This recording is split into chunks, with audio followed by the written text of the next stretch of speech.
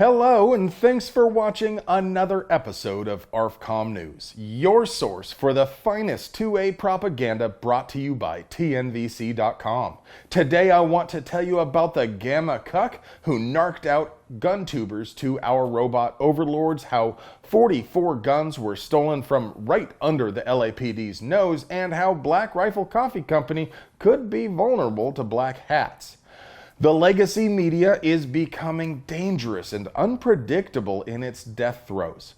In a desperate and futile attempt to stop the signal and silence dissenting voices, Joshua Eaton, a contractor for NBC News, handed over a list of channels to YouTube which he thinks are in violation of the YouTube policy prohibiting step-by-step instructions on how to make a gun. As a result, numerous channels saw their content outright deleted, and many were dropped from YouTube's partner program. Now, I know a lot of you might view this move as punching down and a bullshit attempt by NBC to silence dissent. But I think this sort of community self-policing is important to ensure a safe community for everyone.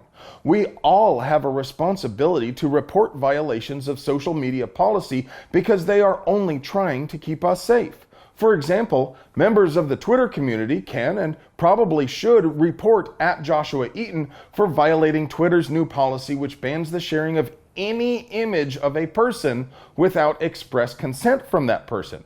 We should also carefully look over the NBC and MSNBC YouTube channels just in case any of their content violates YouTube's policies on child safety, hate speech, violent or graphic content, and misinformation.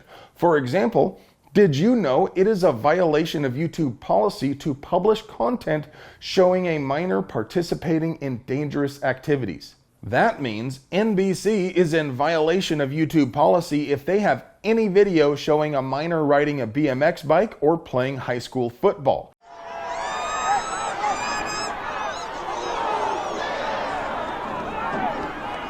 Even if the content did not violate that policy when it was published.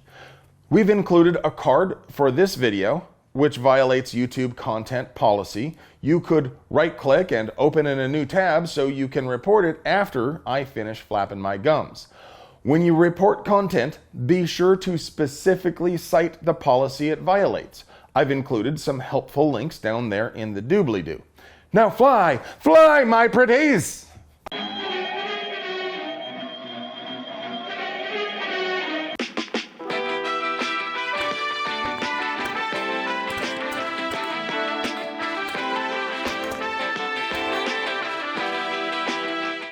Are you sitting down? If not, maybe you should take a seat because I'm about to tell you something absolutely shocking.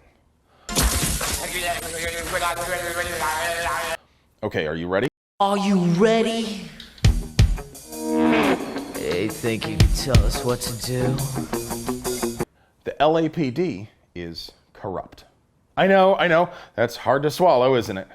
I mean, not the whole LAPD, of course, but at least the ones involved in buying and selling stolen guns and the senior leadership actively working to stonewall the investigation. Archie Duenas was a manager at the gun store at the LA Police Academy. Like a pro shop for cops, graduating cadets were encouraged to buy guns there, including off-list guns deemed too unsafe for plebeian Calistani subjects. These are handguns which are not listed on the Californistan handgun roster or the not unsafe guns list. Guns not on the list are rendered safe by the spell of enchantment surrounding sworn officers, of course, so police can have those guns. As manager, it was Duenas' responsibility to take inventory every night. So long as he never took a day off, no one but Duenas would know for sure whether the physical inventory matched their bound book. But then Duenas accrued the maximum amount of leave he was allowed to store up, and he was forced to take some time off. Another manager immediately discovered 44 guns were missing. Duenas was arrested and charged with 25 criminal counts with over a decade in prison if he was convicted, but he pled no contest to just one count of felony grand theft of a firearm and one misdemeanor count of illegally transferring a firearm. presumably because he helped investigators track down 5 police officers with stolen guns in their possession, including 2 who are also being charged with storing loaded guns in a manner accessible to children. Investigators believe Duenas stole guns, then sold them to police officers on the side and pocketed the money. They even have text messages between an LAPD captain and detective where they discuss the purchase of a new gun for at least $800 less than market value.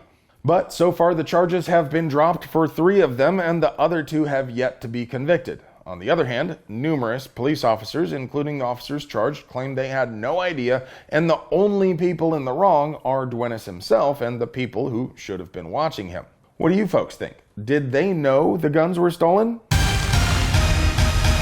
Industry news. Before we start this next one, I just want to say we here at ARFCOM prefer to avoid all the silly drama that crops up in the gun industry as much as we're able to. Black Rifle Coffee Company became the target of cancel culture because they issued a statement that they don't sponsor Kyle Rittenhouse after a photo of him wearing their shirt was circulated. Now, I've never tasted their coffee, and I don't care much for the drama, but I will say there aren't many companies which are ideologically pure enough for the cancel crowd.